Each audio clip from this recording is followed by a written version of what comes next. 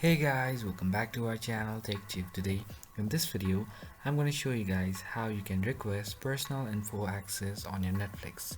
So I'll be teaching you a very easy step regarding this one, and if you have any problem or any queries within the process, just let me know in the comment section right away.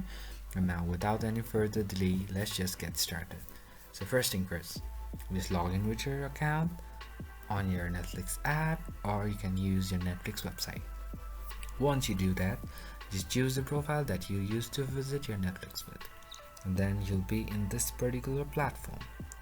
So once you are over here, what you need to do is just go to your top right corner and then go to account from here, and then once you are over here in this particular platform, you'll be going on your left hand side until you find this security option. Just go over here and then go all the way down until you find this personal info access.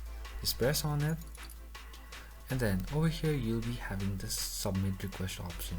Just press on submit request option, and then your request will be submitted like this. So that's pretty much, guys. That's how you do it.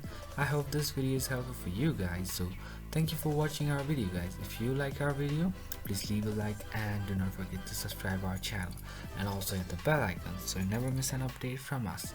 If you have any queries, just let me know in the comment section right away, and I will see you guys again in our next video.